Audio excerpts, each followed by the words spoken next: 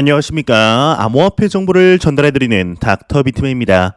평일의 절반 수요일도 슬슬 마무리되고 있습니다. 어떻게 오늘 하루 잘 보내셨나요? 최근 지속되고 있는 시장의 답답한 상황 속에 오늘 아침부터 다시금 반등이 이루어지는 데 보이고 있습니다. 물론 그간 하락 추세와 비교하였을 때 손톱의 때만큼 미약하지만 이번 상승이 다시금 추세 반전의 시작점이 되었으면 좋겠는데요. 이러한 시장의 상황 속에 암호화폐 시장에는 많은 소식들이 나오고 있습니다. 오늘 남은 시간도 잘 마무리하시길 바라면서 내용 바로 시작하도록 하겠습니다. 구독과 좋아요, 알림 설정 부탁드립니다. 현재 암호화폐 시장이 소폭 회복세를 나타내고 있습니다. 이제 코인마켓캡 기준으로 비트코인의 가격은 전날 대비 1% 상승한 3,740만 원대를 나타내고 있으며 이더리움의 가격은 0.33% 하락한 약 250만 원대, 3위의 테더는 환율이죠. 1,262원으로 오전보다는 소폭 하락한 모습을 보여주고 있습니다. 우리 애증의 코인 시가총액 6위의 리플 XRP의 경우는 전날 대비 0.87% 하락한 514원대를 보여주고 있는데요. 남들 다 오를 때 혼자만 이러고 있는 것이 참 아쉽기만 한 것 같습니다. 이렇게 현물 시장이 움직인다면 선물 시장 또한 요동을 칠 수밖에는 없을 것으로 보이는데 글로벌 3대 거래소의 선물 포지션이 공개가 되었습니다. 같이 보도록 하겠습니다. 네, 사진을 보시게 되면 글로벌 1위의 암호화폐 거래소이죠. 바이낸스의 경우는 롱 포지션이 50.27%, 숏 포지션이 49.73%를 나타내고 있습니다. 롱 포지션이 다소 우위에 있는 것을 확인할 수가 있겠는데 2위의 FTX 거래소의 경우는 롱 포지션이 52.3%, 숏 포지션이 47.7%로 단기적으로 이제 상승할 때가 되었다라고 보는 투자자분들이 많은 것을 확인할 수가 있죠. 3위의 비트겟 거래소의 경우는 롱 포지션이 50.14%, 숏 포지션이 49.86%를 나타내며 롱 포지션이 조금 더 우위를 보이고 있는데요. 전반적으로 보았을 때 이제 반등 줄 때도 되었다. 이제는 상승해야 하지 않겠냐라는 기조가 강한 것을 확인할 수가 있겠죠. 이런 선물 포지션과 더불어서 전 세계적으로 투자자들에게 엄청난 영향력을 끼치는 한 인물이 있습니다. 바로 브리지워터 어소시에이츠의 수장 레이 달리오인데요. 이 레이 달리오의 경우는 그동안 암호화폐 시장에 보여주었던 기조를 본다면 비트코인이 10배 상승하는 것은 말도 안 된다라는 이야기를 하며 다소 부정적인 뉘앙스를 보여주었지만 이로부터 얼마 뒤 본인이 비트코인과 이더리움을 들고 있다고 공개적으로 이야기를 하게 됩니다. 하지만 상당한 소량으로 본인의 포트폴리오에 딱 2%가 적당하다라는 언급을 하게 되는데 이후에 크립토 마켓에 대하여 추가적으로 이야기를 할 때는 본인이 들고 있지만 다소 회의적으로 말하며 여러 정부들이 합심하면 이 시장을 금지 및 파괴시킬 수 있다. 투자에 신중해야 한다라는 언급을 하게 됩니다. 이 레이 달리오의 이러한 언급들을 종합해 보았을 때 이 시장에 대하여 그렇게까지 친화적이다라고 보기는 힘든 인물이었는데 이에 오늘 추가적인 소식이 나왔습니다. 이 비트코인에 대해서 성과가 크다라는 극찬을 하였다고 하는데 자세한 내용 함께 보도록 하겠습니다. 주식보단 비트코인, 암호화폐 회의론자가 마음을 바꾼 이유는 헤드라인이 이렇게 장식이 되어 있습니다. 세계 최대 헤지펀드의 브리지워터 어소시에이츠의 설립자인 레이 달리오가 비트코인이 주류 포트폴리오로 자리 잡아가고 있다며 호평하면서 투자자들의 눈길을 끌고 있다고 합니다. 비트코인 회의론자였던 그가 주식 등 전통 자산을 쓰레기라고 격하하면서까지 옹호에 나선 것 때문인데 24일 CNBC에 따르면 레이 달리오는 인터뷰를 통해 진정한 보상을 받을 수 있는 자산이 바로 최고의 투자라며 그런 면에서 비트코인은 지난 11년간 큰 성과를 보여줬다라고 밝혔다고 합니다. 긴축 정책에 대비하기 위해 비트코인을 포트폴리오에 포함시켜 저 자산을 다각화할 필요가 있다는 뜻으로 풀이가 되는 상황 속에 실제 레이 달리오의 경우는 주식과 현금 등에 대해서는 금리 인상의 여파로 사실상 쓰레기로 전락했다는 혹평을 남겼다고 했다고 하는데요. 미국 연방준비제도의 계속된 금리 인상으로 현금과 주식이 쓰레기가 되고 있다며 투자 환경은 이미 1970년대처럼 변했다 강하게 비판을 했다고 하네요. 과연 1970년대 경제 상황이 어땠길래 레이 달리오가 이렇게까지 언급을 한 것일까요? 오마의 현인이죠. 이제 워렌 버핏이 가장 큰 수익률을 보았을 당시가 오일 쇼크가 이루어졌을 때 가장 큰 수익률을 보았다는 이야기가 갑자기 생각이 났는데요. 맞습니다. 1970년대 오일 쇼크가 오면서 천정부지로 치솟는 물가를 미국은 금리를 대폭 올려 잡게 됩니다. 이 페드의 경우는 1년 동안 1970년대 당시 11%였던 금리를 19%까지 올리며 10%가 넘던 물가 상승률을 4%까지 낮추는 데 성공한 과거가 있는데 이때 당시는 오일 쇼크로 인해 스태그플레이션까지 도래하게 되었습니다. 보통은 점진적인 인플레이션은 경제 성장의 원동력이 되며 경제 상황도 같이 좋아지는 선순환 구조가 되게 되는데요. 이 물가는 오르면서 경제가 침체되는 악순환을 스태그플레이션이라고 하죠. 레이 달리오가 이와 같이 이야기를 하는 데에는 이제 러시아와 우크라이나의 전쟁이 지속되면서 원유값이 계속해서 뛰어오르기 때문이죠. 또한 중국은 코로나 봉쇄를 풀 생각이 전혀 없어 보이는데 이로 인해 세계 각국의 셈법이 복잡해질 것이라는 전망 또한 나오게 되고 있습니다. 이에 전 미 중앙은행의 부의장인 이제 앨런 블런더예라는 인물은 좀 말 좀 안고 있으면 좋겠는데 무튼 이 인물이 내년이죠. 2023년 미국 경제가 침체를 맞은 확률이 50에서 60%라는 예상이 나오는 등 암울한 경제 상황들이 이어지고 있는데요. 과연 이러한 상황 속에 암호화폐 시장은 어떠한 방향성으로 진행이 되게 될까요? 현재 매크로 경제들을 보았을 때 정말 상승하기는 할까 싶은 모습들이 반복되어 보이고 있지만 제 개인적으로 보았을 때 높아져 있는 주식시장과의 상관관계는 머지않은 시간 안에 끊어질 것으로 보이고 있습니다. 그 시기를 크립토마켓에 대한 명확한 규제 프레임워크가 정해지게 된다면 그리고 SEC와 리플사 간의 소송이 마무리되게 된다면 디커플링이 일어날 것으로 보고 있는데 그때부터는 명확하게 인플레이션의 해지 자산으로서 기관 투자자들과 고액 자산가 그리고 수많은 공적 기금들의 자금들을 흡수하면서 암호화폐 시장만의 길을 나아가게 되지 않을까 생각이 듭니다. 이러한 레이 달리오의 소식과 더불어서 2주 전 이루어진 암호화폐 시장의 쇼크 루나에 대한 소식들 지속적으로 나오고 있습니다. 루나 쇼크가 터진 후에 얼마 지나지 않아 하나의 소식이 나왔었는데요. 바로 루나의 대표 권도영 CEO의 아내의 집에 찾아가 남편이 지금 있냐라는 이야기를 한 후 도주했다는 소식이 나오게 되었습니다. 이 이후에 권도영 CEO 집에 찾아간 인물이 한 BJ였다라는 사실이 밝혀진 후 자수했다라는 소식까지 나오게 되었는데 말이 안 꼬이는 약을 알고 계신 분들은 메일로 좀 부탁드리겠습니다. 네, 무튼 오늘 이 BJ에 대해서 추가적인 소식이 나왔다고 합니다. 불구속 송치를 했다고 하는데 자세한 내용 함께 보도록 하겠습니다. 루나로 수십억 손실 권도영 집 찾아간 BJ 불구속 송치되었다 헤드라인이 장식이 되어 있습니다.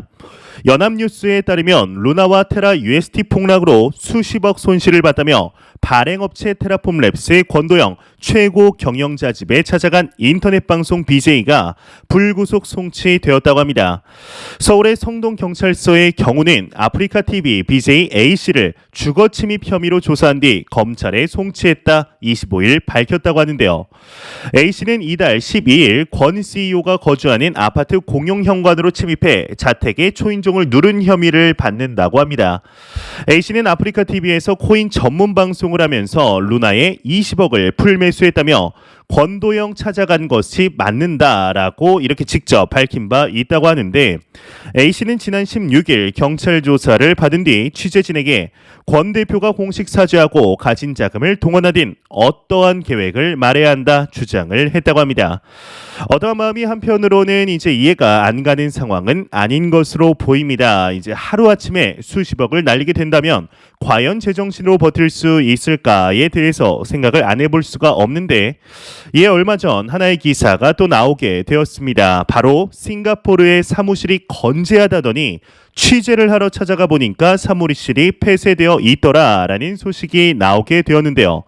이에 오늘 추가적인 소식이 또 나오게 되었습니다. 현재 대한민국의 법인도 철회하고 싱가포르 사무실도 폐쇄한 상황 속에 조세 회피처 법인만 살려두었다라는 소식이 새롭게 나오게 되었는데요. 과연 이건 또 무슨 내용인지 같이 한번 보도록 하겠습니다. 한국, 싱가폴 법인 문 닫은 권도영 조세 회피처 법인만 살렸다 헤드라인이 장식이 되어 있습니다. 시사 저널에 따르면 권도영 테라폼 랩스 대표의 경우는 한국과 싱가포르 사무실을 모두 철수하고 조세 회피처에만 법인을 남겨둔 사실이 드러났다고 합니다. 테라폼 랩스는 조세 회피처로 유명한 영국령 버진 아일랜드에 자회사를 둔 것으로 파악되었는데 한국블록체인협회 자문위원인 이주호 변호사의 경우는 암호화폐 발행 업체들이 BVI에 법인을 설립하는 건 규제를 피하려는 목적이 크다며 여기서 말하는 BVI는 버진 아일랜드의 약자이다, 축약어이다 보시면 됩니다. 그 자체로는 문제가 되지는 않는다고 했다고 하는데요. 하지만 그는 테라폼 랩스 BVI 법인이나 루나 파운데이션 카드에서 코인이 어떤 지갑으로 이동했는지 그 경로를 살펴봐야 할 필요가 있다며 권 대표 개인 명의의 지갑으로 들어간 흔적이 있으니 횡령이나 배임 혐의가 적용될 수 있다 분석을 했다고 합니다. 현재 루나 사태와 관련하여서 이 소식뿐만 아니라 직원 횡령에 관한 소식과 타이밍 참 맞게 루나 폭락 며칠 전 한국 법인을 철회한 소식, 업비트 연관 소식 등 참 이상하리만큼 과연 우연일까 싶은 소식들이 지속적으로 나오고 있습니다. 약간의 구린내가 나는 이 시점에 현재 루나의 경우는 테라 UST를 없앤 루나 2.0을 만들겠다는 발표를 하게 되었는데 일단 기존의 루나를 가지고 있던 투자자들에게 에어드랍을 하겠다라는 발표가 나게 됩니다. 이 스냅샷의 경우는 빠르면 이틀 뒤이죠. 5월 27일 날 진행이 되게 되며 제네시스 공급량, 즉 초기 공급량은 1억 1,670만 개에 육박한다고 하는데요. 이에 대한민국의 대표 거래소 업비트의 경우는 도건 CEO의 제안이 통과가 되게 된다면 새 루나의 에어드랍을 지원하겠다라는 발표를 선제적으로 내게 되었습니다. 이에 테라폼 랩스의 경우는 대한민국의 5대 거래소에게 재상장 요청을 했다고 하는데 이에 관한 자세한 내용 함께 보도록 하겠습니다. 테라폼 랩스 국내 5대 거래소에 루나 2.0 재상장 요청하였다 헤드라인이 장식이 되어 있습니다. 헤럴드 경제에 따르면 권도영 테라폼 랩스 대표 측이 루나 2.0이 출범할 시 이제 재상장해달라며 국내 5대 거래소 업비트, 빗썸, 코인원, 코빗, 고팍스에 일제히 연락한 것으로 확인이 되었다고 합니다. 권도영 대표 측은 테라 네트워크의 재탄생이라는 제목의 투표로 붙인 이후 약 일주일간 국내에서 원화 거래를 지원하는 5대 거래소에 루나 2.0을 상장해 달라며 연락하였다고 하는데요. 연락을 받은 국내 거래소들은 테라폼 랩스 측의 부탁에 대해서 상장을 원한다면 공식적인 상장 절차를 밟으라며 단호한 모습을 보인 것으로 전해졌다고 합니다. 이 코인 홀더들에게 새 코인을 지급하는 에어드랍에 대해서도 별도의 계획을 하고 있지는 않다고 하는데 단 업비트의 경우는 복원 계획이 통과될 시 새로운 루나 코인에 대한 에어드랍은 지원하겠다 입장이라고 하는데요. 이 업비트 관계자는 에어드랍은 기존의 코인 홀더들에게 새로 나온 코인을 지원해 주는 것이라며 권 대표의 계획에 따라 새 루나 코인이 생기면 기존 코인 홀더가 당연히 받아야 할 코인을 받을 수 있게 개발 인프라를 도울 것이라고 설명을 했다고 합니다. 현재 지속적으로 루나와 관련된 소식들 끊임없이 나오고 있는 중입니다. 과연 앞으로 추가적으로 어떠한 소식들이 나오게 될지 내용 나오는 대로 바로 알려드리도록 하겠습니다. 이러한 소식과 더불어서 현재 암호화폐 시장에 대해서 상당히 긍정적으로 보는 세계적인 결제 기업이 있습니다. 아마 이 회사의 카드를 가지고 계신 분들 또한 있으리라 생각이 드는데 바로 마스터카드입니다.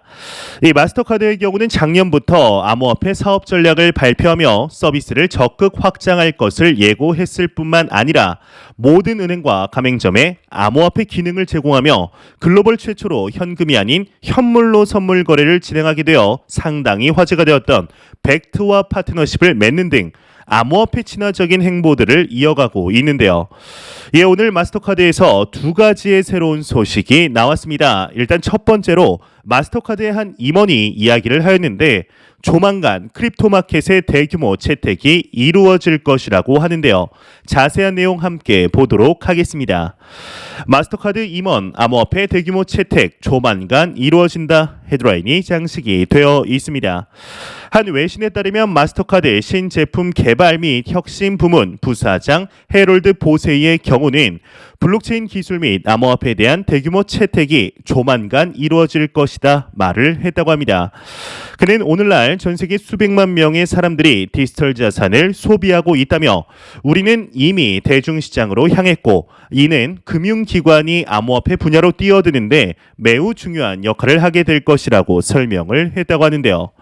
이어서 하지만 여전히 해당 시장에는 비즈니스적 접근을 방해하는 수많은 문제가 존재한다. 고위 경영진의 이해와 확장성 부족 그리고 비즈니스 원칙 및 규제 부족 문제가 있다고 덧붙였다고 합니다. 현재 가격과는 상관없이 크립토 마켓 자체는 해가 갈수록 가파르게 성장하고 있는 것이 사실입니다. 특히나 작년에는 대규모 인식의 변화가 이루어진 해였다라면 올해는 완전하게 이 시장이 제도적으로 받아들여지는 해가 될 것으로 많은 전문가들이 분석을 하고 있죠. 이와 더불어서 마스터카드의 CEO이죠. 마이클 미에 바흐의 경우는 한 세계 경제 포럼에 참석하여 CBDC에 대해서 토론을 진행하게 되었다고 합니다. 예, 한마디를 했다고 하는데 바로 향후 5년 안에 스위프트는 존재하지 않을 수도 있다라는 이야기를 하게 된 것인데요. 국제 결제를 하는데 스위프트는 더 이상 중요한 역할을 소화해내지 않을 것이라는 이야기를 한 것이죠. 이 마스터카드 CEO의 경우는 이미 이전부터 국제 결제적인 측면, 암호화폐 시장에 대해 상당히 찬양을 하며 반드시 암호화폐 산업 내에 머물러 있어야 한다라는 발언을 할 정도로 크립토 시장에 대한 애정을 밝혔었습니다. 이번 발언에도 직접적인 암호화폐 발언을 하지는 않았지만 그 이면에는 스위프트의 시스템이 곧 암호화폐 시장에 뒤처질 것이다 라는 내용을 포함시킨 것으로 분석이 되고 있습니다. 이제 스위프트 하면은 생각나는 한 블록체인 기업이 있죠. 바로 리플사인데요. 이 리플사의 경우는 현재 미국 증권거래위원회 SEC와의 소송으로 힘든 시간들을 보내고 있는 와중 리플사의 CEO이죠. 브래드 갈링 하우스에게서 하나의 언급이 나왔다고 합니다. SEC의 소송이 끝난 뒤에 회사의 비전을 공개한 것인데 이제 내용 같이 한번 보도록 하겠습니다. 리플 CEO SEC와 소송 종료 후에 IPO 논의 예정이다 헤드라인이 장식이 되어 있습니다. CNBC에 따르면 브래드 갈링 하우스의 리플 CEO가 다보스 포럼에 참석해서 미국 증권거래위원회와의 소송이 끝나면 회사가 기업 공개, 즉 IPO에 대해 논의할 예정이라고 밝혔다고 합니다. 이어서 그는 블록체인 업체 인수에도 관심을 갖고 있다고 덧붙였는데 아울러서 그는 미국 규제기관이 더 명확하고 확실한 암호화폐 규제를 내놔야 한다고 촉구를 했다고 하네요. 규제 기관에 대한 명확성을 내놓아야 한다는 것은 과거부터 계속해서 외쳤던 내용이었습니다. 또한 상장 관련하여서도 꾸준히 언급을 한 것인데 지난 1월 당시에도 우리는 아직 상장 계획을 포기하지 않았다라는 언급뿐만 아니라 리플사의 아테 총괄 임원의 경우는 또한 지난 4월 SEC에 우리는 승소를 확신하며 올해 안으로 소송이 마무리될 것으로 목표를 잡고 있다. 또한 소송이 마무리되게 된다면 IPO를 추진할 것이라는 언급을 하게 되었습니다. 거의 매분기 IPO에 대해서 주식 상장에 대하여 이야기를 하고 있는데 과연 리플사가 주식을 정말 IPO를 성공적으로 해서 증권거래소에서 판매가 된다면 우리는 어떠한 결정을 해야 할까요? XRP를 모두 팔고 주식을 사야 할까요? 만약 저라면 암호화폐를 가지고 있는 자금의 10% 정도를 리플사 주식을 사는데 사용할 것 같은데요. 이제 마음 편하게 포트폴리오에 편입을 하는 것이죠. 이제 물론 XRP의 가격과 리플사의 가격이 동화되어 움직일 가능성이 상당히 높을 것으로 보이는데 일단 가장 중요한 것은 SEC와의 소송이 이번 연도 안에 정말 끝이 나느냐를 지켜봐야겠죠. 현재 흘러가는 상황들을 보았을 때는 유리한 부분들이 많은 상태인데 과연 앞으로 어떻게 진행이 되게 될지 내용 추가적으로 나오는 대로 바로 알려드리도록 하겠습니다. 안 보고 가면 섭섭하겠죠. 마지막 크립토 공포 탐욕 지수입니다. 전날과 크게 다르지 않습니다. 1포인트 내려간 11포인트를 기록하며 극단적인 공포 단계를 나타내고 있는데요. 이 지수는 0이면 공포, 100이면 낙관을 의미하게 되죠. 현재 시간이 갈수록 참 답답한 시간들이 반복이 되고 있습니다. 이제는 하락분을 생각했을 때 상승해야 될 때가 아닐까 싶은데 이 박스권을 형성하며 움직이는 시장의 모습에 떠나가는 투자자분들의 모습들이 많이 보이고 있죠. 특히나 다가오는 새벽 3시 FOMC의 회의록이 공개가 되며 다시 한번 시장이 출렁일 것으로 보이는데요. 과연 크립토 마켓의 방향성이 어떻게 진행이 되게 될지 내용 나오는 대로 바로 알려드리도록 하겠습니다. 제가 준비해온 소식은 여기까지입니다. 영상이 도움이 되셨다면 구독과 좋아요 그리고 광고 한 편만 처음부터 끝까지 시청 부탁드립니다. 이 채널은 오직 광고 수익으로 운영이 되게 됩니다. 항상 영상 시청해 주시는 시청자분들, 구독자분들 너무나 감사드립니다. 오늘 남은 시간도 잘 마무리하시길 바라면서 저는 더욱 도움이 되는 영상으로 내일 아침 출근 시간 찾아뵙도록 하겠습니다. 지금까지 닥터 비트맨이었습니다. 감사합니다.